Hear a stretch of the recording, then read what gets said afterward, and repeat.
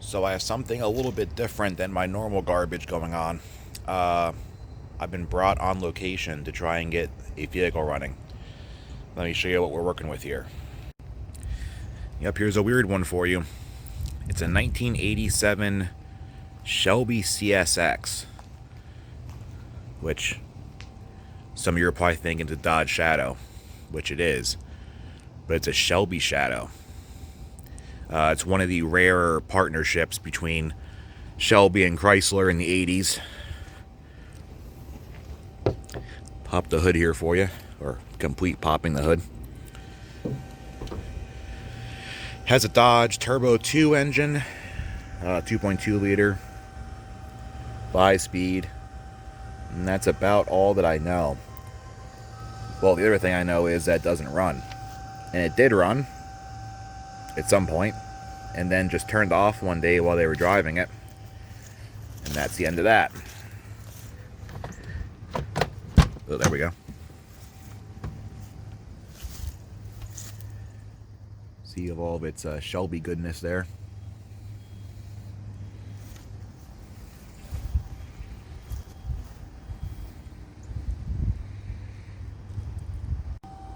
So all I did so far was, yesterday I threw it on the battery charger to charge the improperly sized battery up.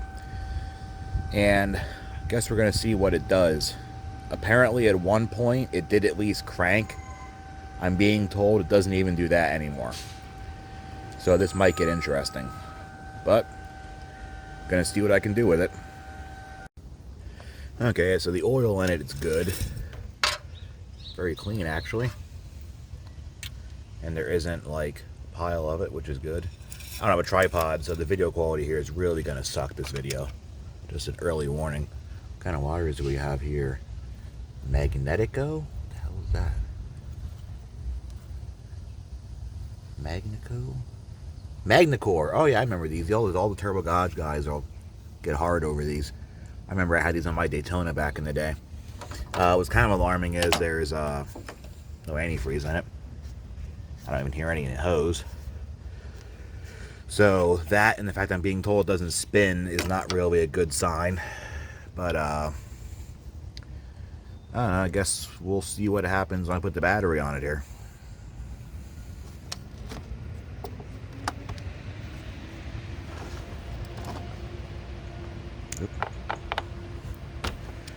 Okay. Terminal's broken. Hopefully that makes good enough contact. Nothing on fire yet. I mean, I don't think Dodges are known for lighting on fire or anything. Let's see, does it do anything? Okay, let's see what happens here. Actually, remember these go in upside down. It's been a while. Yeah, something happened. Power loss. That's a good light. Ugh. That doesn't sound wonderful. Okay, let's pull the spark plugs out of this. Okay, I got the plugs out and it doesn't look wonderful. First of all, if it'll zoom in, they're wet with something. It's kind of hard to identify what it is. It kind of smells like old fuel, but I kind of doubt it is. I thought it would have been evaporated by now. That one looks like okay. This one was absolutely soaked with whatever that is. So it smells like varnish, but doesn't really feel like it. Oh, this plug also was, you could barely get it out of the head.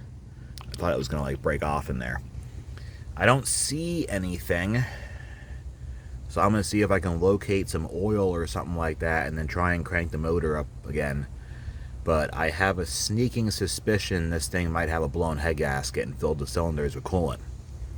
Hopefully not, but if the motor spins freely now, well, if it doesn't, but if it does, then it was definitely hydro-locked with something. So let's see what happens. Okay, so I filled all the cylinders with WD-40 because it's all I could find. Unfortunately, too, all I have is this Chinesium 3/8 ratchet here. And it's a 15mm bolt. But if everything is okay, that shouldn't be a problem because the spark plugs are out.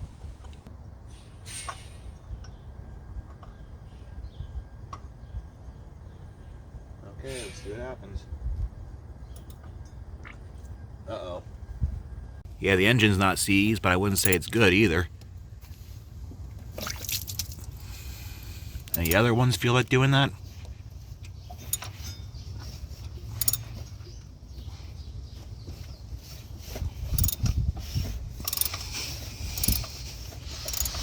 Nope. Just that cylinder. Okay, let's see if maybe the engine's unseized now. That might be a good show, too.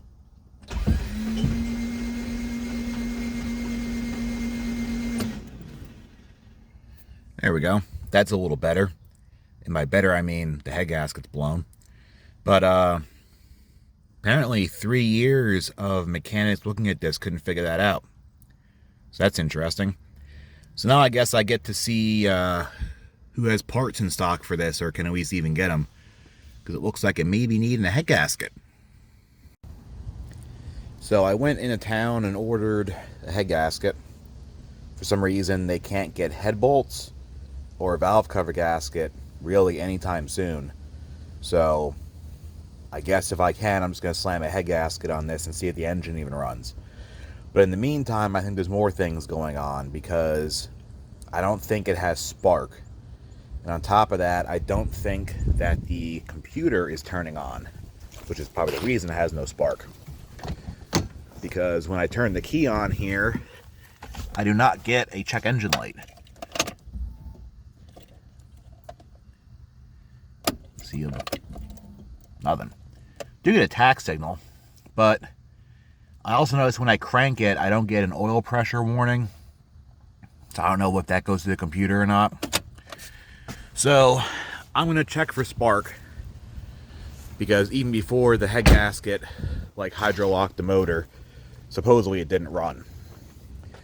So gonna check for spark at the plugs, at the coil if it doesn't have spark there, and then I'm gonna start checking power back at the coil and seeing where the problem starts.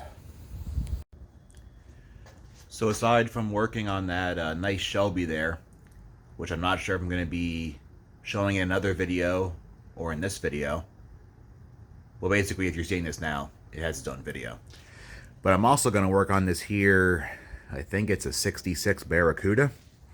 This does run and drive, but it needs some tweaking. A lot of people have had their mitts on all that.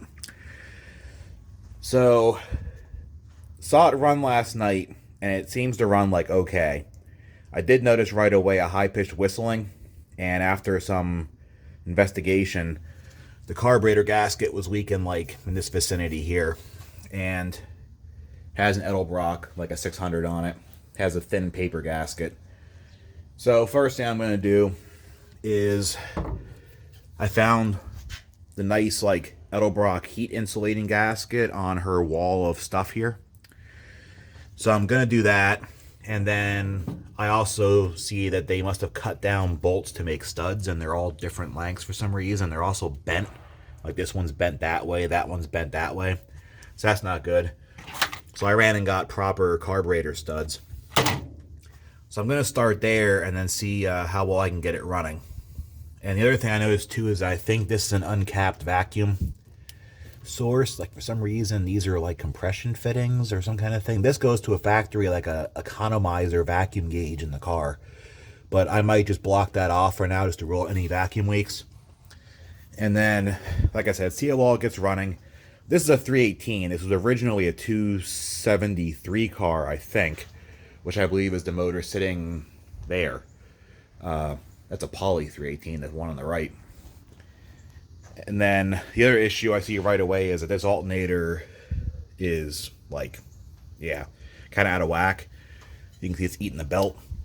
Now I was told that like this is a 80 something motor, and I guess the brackets didn't really line up, or the water pump or something. So I'm going to see what I have to do to get this alternator to actually like be in line, so it doesn't do that. But first, let's get it running right. So I got the carburetor back on. It has the new thick gasket and the new studs. The studs are like, they look a little short, but it actually does go to the top of the threads on them, so good enough for that. I didn't start it yet because I figured while the engine was still cool, I would dabble with some other stuff. So I showed there's a whole like pulley misalignment thing, but it kind of goes deeper than that. So this is an 80s engine. I forget what year, but the engine, when it was in the car it came out of, the lower water pump hose was on the passenger side. So they put the earlier water pump on the newer engine, and that seems to be the whole like issue here. So first of all, the timing marks where they're cast into the timing cover are actually down here. Let's see if you can even see them. They're kind of hard to see. Where are we at here? So yeah, you can just barely see the tab there that's cast in the timing cover. And I checked, the balancer does line up. But, like, you can't see the timing. The hose goes right over it. And that's with no fan or anything in the way, so it's, like, pretty bad. So, while I had it apart, I actually remarked the balancer, and I made a little piece of wire there. And I know it's moved right now from me messing with it, but that's basically so you can set the timing on this side of the engine where you can actually see everything. Then for the next step was I pulled the pulley off that was on the lower one, and it was a 4-groove pulley. And I went over to that 273 in the corner and found what I'm assuming is the original pulley of this car, which is 2 grooves. Then I noticed that the 2-groove water pump pulley right there does not line up with this pulley. So then I went digging in the part shelves and I found some of these single groove pulleys. And with the benefit of Google, I found out that the rear belt should go from the water pump to the crank to the alternator, and then the forward belt should just go to the power steering pump. So these single groove pulleys seem correct and they do line up. So I'm going to put that on and then see what I have to do to put the alternator here back in the proper position, because it's had some spacing and stuff done to try and get to line up with the wrong late model pulleys. Well, it looks like that pulley setup is going to work a lot better. That's actually straight now, with my calibrated eye at least.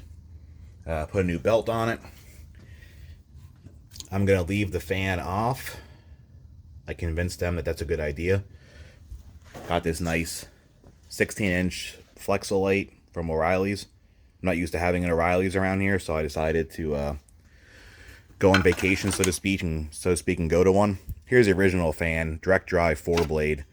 This thing sounded like a helicopter, auto gyro, or something taking off the whole time it ran. So it should be a little better with that. Okay, I was tired of working in the rain because today it's been blowing and pouring, so we did the old switcheroo here. And now this one's inside. So the storm is over. We lost power for, I don't know, 8 hours or so due to the high winds, so that was kind of put a damper on everything because the power went out. But before that, found a few issues here.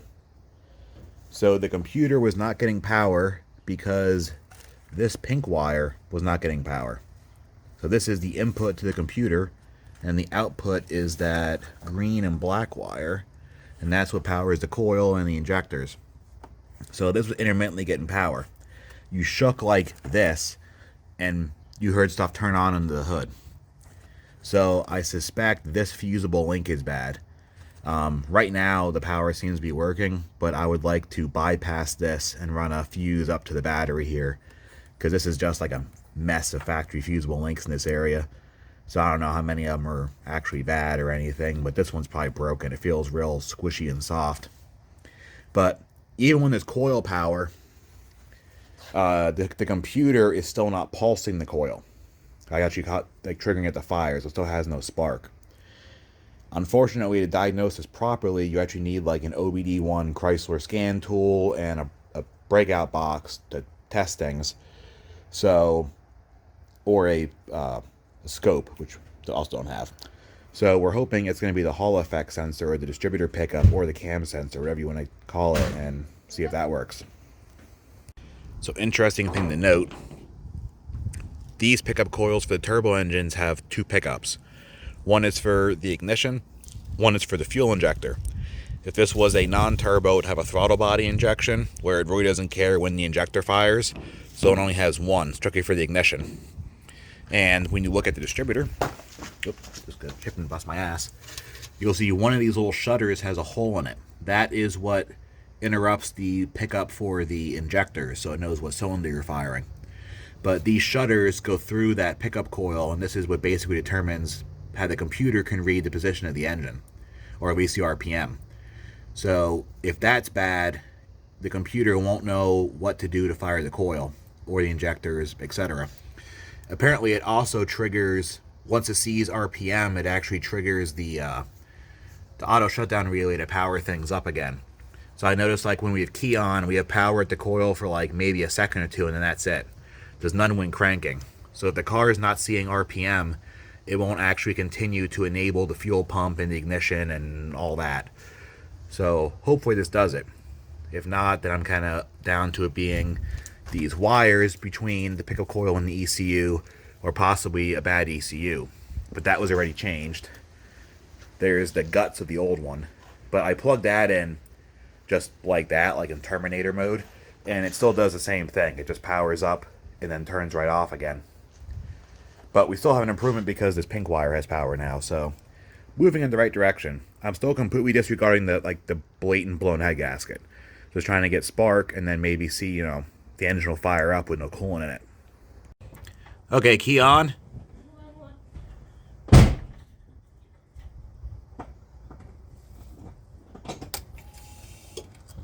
Okay. Hang on.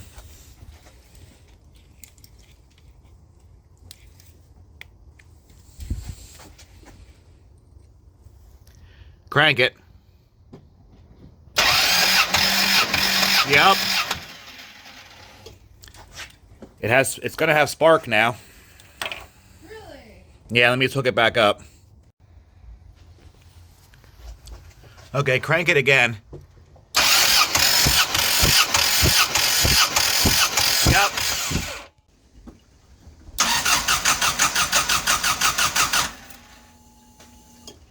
Try again. I hear it's quick now. Yeah.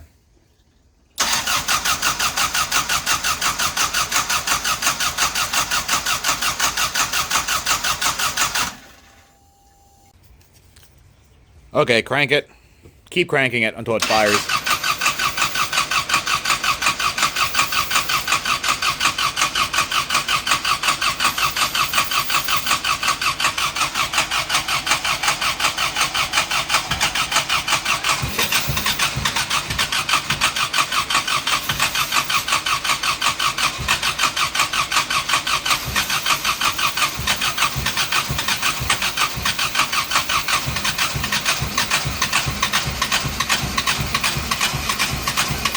Give it a little gas. Give it a little gas.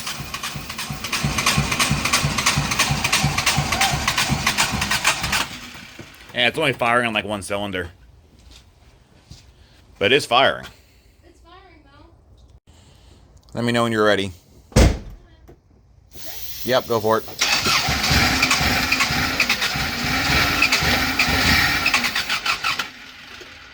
Try it again.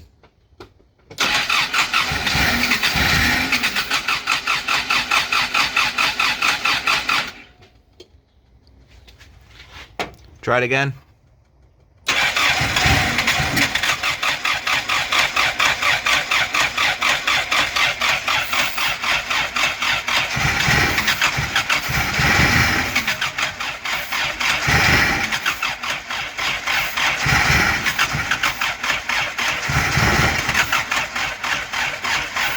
Okay, hold on.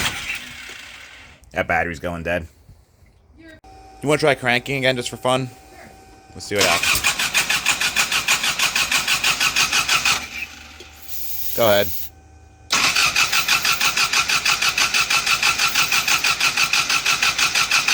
Yep. Let's see. Crank it again.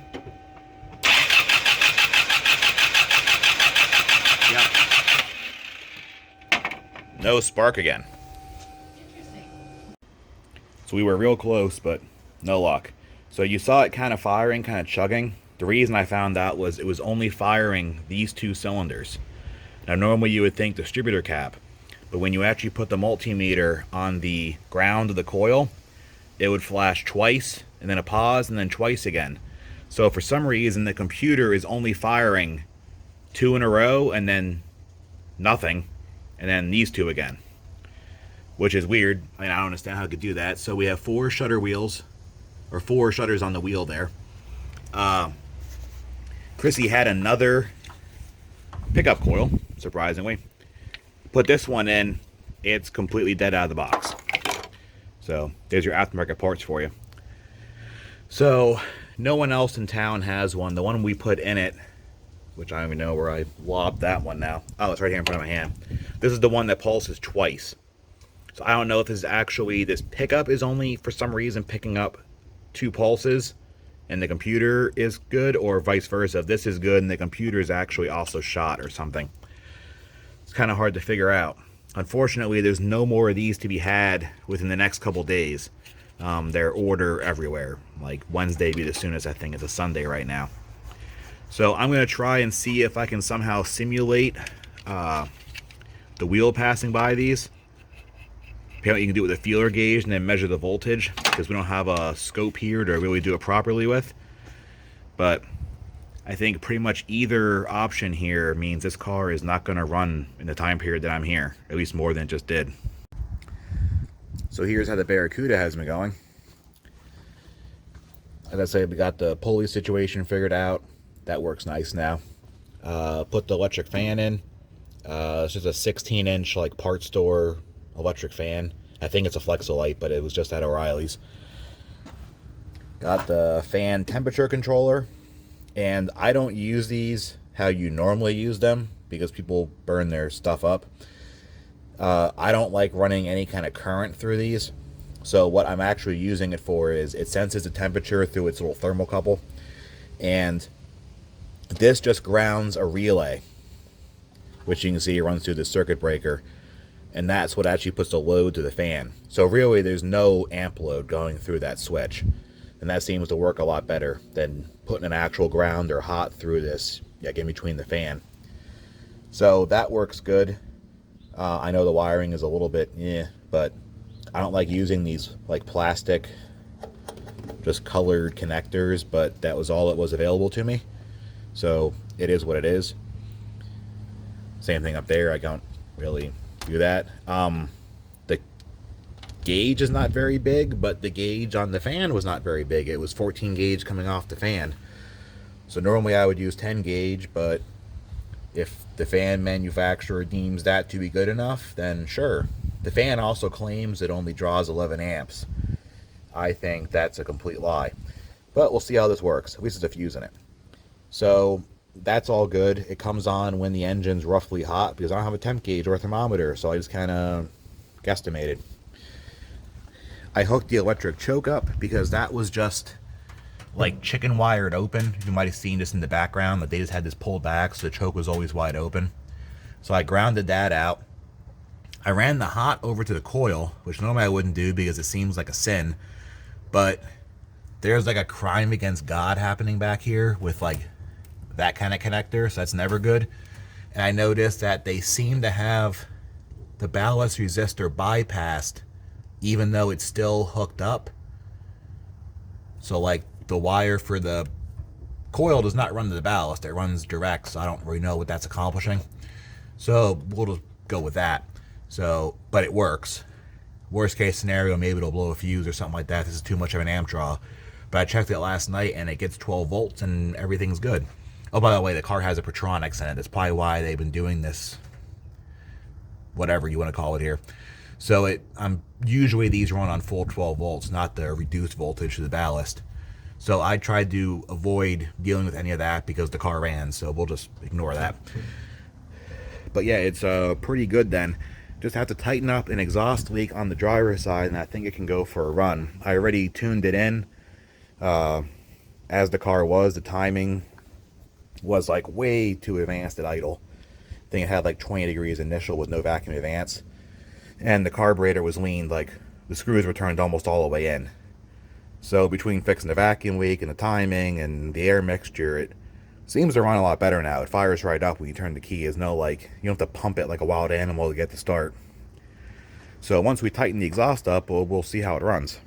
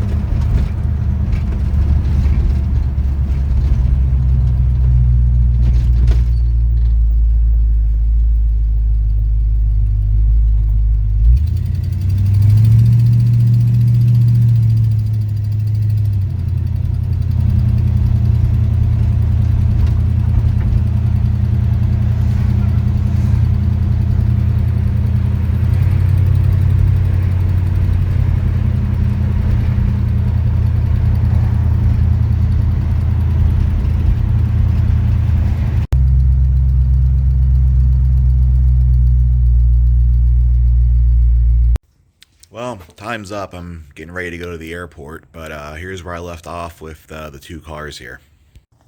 The Barracuda seems pretty good, minus the terrible exhaust leak. I don't know if you know my, like, obsession with exhaust leaks and how it's like nails on a chalkboard, and I'll actually not drive vehicles because of them. So yeah, that bugs me, but hopefully that gets fixed. We tightened up the exhaust where it goes to the manifold, and it didn't really help. So I don't know if the manifold's cracked or just something, you know, there's a hole in the pipe or the flange is just that walled out that it won't seal. But it seems to run pretty good. The electric fan's working and such. Could probably use a radiator overflow, but other than that, that thing's pretty good. Shelby almost started. You probably saw a few pops and sputters. But Chrissy's going to order probably a couple more pickup coils. And hopefully that does it. I kind of think that's the issue, is just crappy aftermarket Hall effect pickups. I don't think it's the ECM, because both of them are doing the exact same thing. But then again, I mean, we have 3 pickup coils that do roughly the same thing, so who knows. Either way, it's probably going to be one of the 2 replacement parts. Either the Hall effect sensor that was already changed 3 times, or the computer that was changed twice. Because all the wiring seems to check out.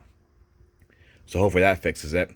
The only other issue that this is going to have is that I don't think the fuel system is cooperating, because even when it was sputtering, it took starting fluid. I hear the pump running, but I'm not really convinced it's actually pressurizing anything, like, or the injectors are gummed up, or the injectors aren't firing, and they also fire off the pickup coil. So who knows, something with that, but got more out of it than it's gotten out of it in a few years. Oh, and the fact that it has a blown head gasket, so that probably needs to be remedied too. But it'd be nice to get the car running at least before tearing it apart to do the head. You probably feel a little better about doing it. But other than that, I guess I'll have to be another trip out here to finish this. Okay, so here's the after video update. So when I was sitting in the airport waiting to fly back, I started looking up like stuff online about the car, because this kind of stuff haunts me when I can't make things run or can't figure out a problem. And I got refreshed in my head from when I used to have one of these things. There's 2 computers. The one under the hood is the power module. That one basically carries a bunch of like the heavy loads. It does actually fire the coil and stuff like that. But there's another computer in the car that's basically the actual engine control computer. And that one is called the logic module. So the logic module reads the sensors, outputs the commands. If it's a high voltage circuit or a high load circuit like the coil, then the power module will actually do the work, but it's controlled by the logic module. So most likely the car has a bad logic module. They're available online. They're not too expensive. I said to Chrissy she should probably just get one, try it out, see what happens. I'm not convinced those Hall effects are good because I was reading online and apparently they're a giant nightmare. Factory ones are long obsolete, discontinued probably 10 years ago, and there's none left. The one we put in it was a standard. The one that like kind of worked was a standard part number. Even though we got it from AutoZone, there was a standard one in the box. And then when you go on Rock Auto, that's the only one currently available is a standard. So, like I said, I can't get an OE one, so it's kind of, But I believe one of those two things will probably solve the car. So maybe I'll have an update soon. Maybe I'll have to go out there again before it'll run. I don't know. We'll see how it goes. But just thought I would mention that because there's probably like Turbo Dodge guys like throwing things at their computer or phone right now, watching me like fumble with this, not knowing that there's another computer in the car. So yeah, I'm aware, but guess we'll see if that's the issue or not. I'll update whenever it's figured out.